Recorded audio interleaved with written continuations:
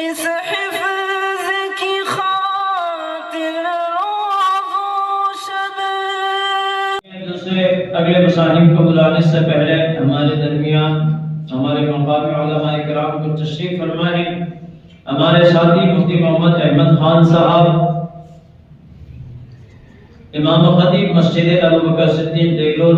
حضرت ہم آپ کا تہ دل سے شکریہ ادا کرتے ہیں کہ آپ اس سالانہ مسابقہ تقاریر میں تشریف لائے۔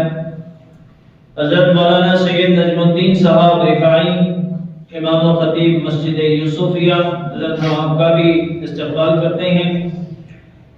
ابھی اور ایک نامنتخب شدہ رکن بلدیہ ہمارے شاگرد اور اس مدرسے سے فارغ شدہ حافظ سید محیط الدین رفاعی رکن بلدیہ ہم آپ کا بھی استقبال کرتے ہیں۔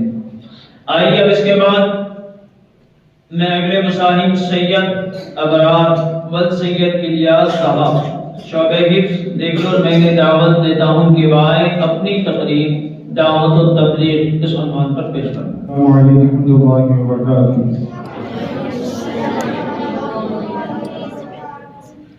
الحمدللہ وکفی وسلام علی عباده الذین اصطفى، خصوصا علی سیدنا محمد المجتبی واصحابہ المزکین الی یوم الدین۔ اما بعد، صدر محترم، معزز اساتذہ اکرام، حکم صاحبان اور میرے عزیز ساتھیوں، قدرت کا یہ ہمیشہ اس طریقہ رہا کہ دنیا میں جب جب برائیاں پھیلی، شرور و فتن کا عروج ہوا، گناہوں اور غلط کاریوں نے تسلط جمایا، تو اللہ تعالیٰ نے انسانوں کی ہدایت کے لیے نبی اور رسول بھیجے، جنہوں نے انسان کو راہ ہدایت پر گامزن کیا، برائیوں کو مٹایا، نیکیوں کو رواج دیا، شرور و فتن کی بیت خانی کی، دودھ کا دودھ پانی کا پانی کر دیا، حق کی راہ واضح کی، ضلالت کا ملاقمان کیا۔ غرض یہ کہ ان نبیوں اور رسولوں نے صحیح اور غلط، حق اور ناحق، جھوٹ اور سچ، کفر اور اسلام، نیکی اور بدی کی راہوں کو الگ الگ کر دکھایا، اور انسانوں کے لیے حق و باطل میں امتیاز پیدا کرنا آسان ہو گیا۔ نبیوں اور رسولوں کے سلسلۃ الذہب کی آخری گھڑی آقا و مولا محمد عربی صلی اللہ علیہ وسلم تھے۔ آپ صلی اللہ علیہ وسلم پر نبوت و رسالت کا سلسلہ بند ہو گیا، اب قیامت تک کوئی نبی اور رسول آنے والا نہیں۔ لیکن اس کے ساتھ یہ بات بھی ہر شخص کے سامنے آ گئی کہ برائیاں آج بھی پھیل رہی ہیں، لوگ غلط کاری کی طرف آج بھی جا رہے ہیں، نئے نئے صورتوں میں شر پر پرزے نکال رہا ہے، اور قیاس و قرائن، حالات و واقعات اور مشاہدات تو یہی کہتے ہیں کہ برائیوں کے پھیلنے اور شر کے رواج پانے کا سلسلہ رہتی دنیا تک قائم رہے گا۔ جب نبیوں اور رسولوں کا سلسلہ بند ہو چکا، لیکن شرور و فتن کے پھیلنے کا سلسلہ بند نہیں، آخر ان کا سدباب کیسے ہوگا؟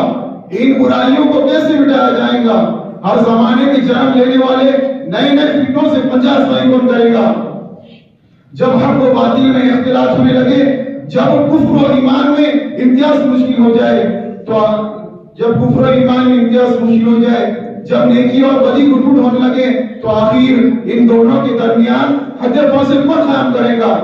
اللہ عز و جل نے اس کا بھی حل بیان فرما دیا۔ اس نے نبیوں اور رسولوں کا سلسلہ بند کر دیا، لیکن ان کی دعوت، ان کا مشن چلانے والے متعین کر دیے۔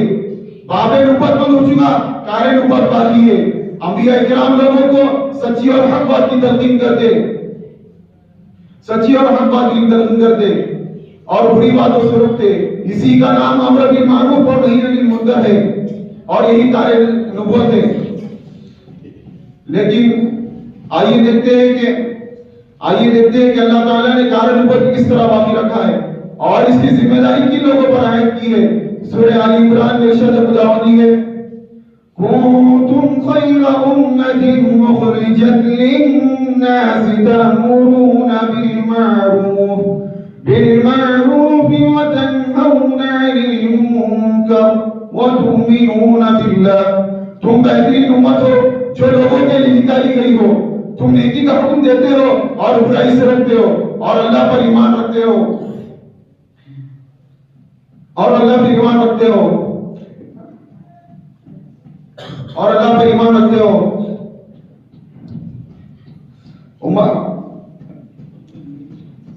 तुम बेहतरीन उम्मत हो जो लोगों के लिए निकाली गई हो, तुम नेकी का हुक्म देते हो और बुराई से रोकते हो और अल्लाह पर ईमान रखते हो। इससे मालूम हुआ कि कारम को यानी अमर बिल मारूफ और नही अनिल मुनकर की जिम्मेदारी उम्मत मोहम्मदिया के सुपुर्द हुई है।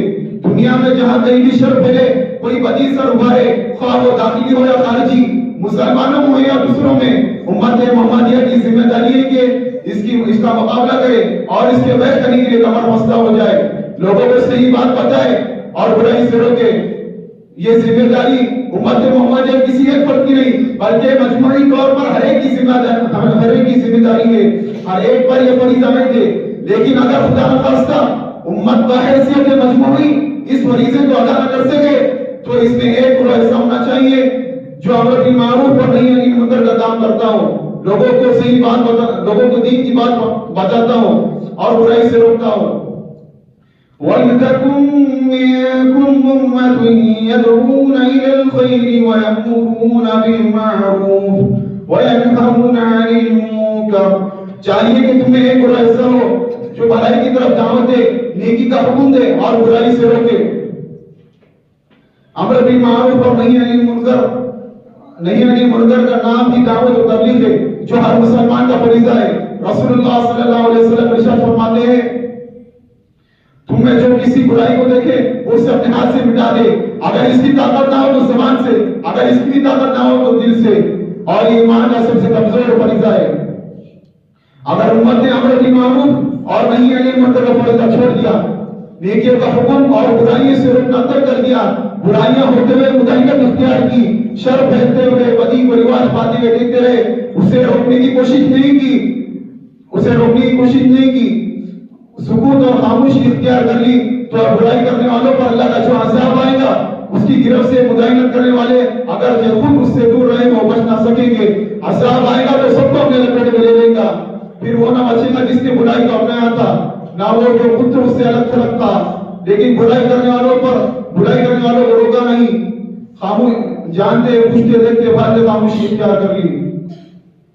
خدا ہم تمام کو اس اہم فریضے کی ادائیگی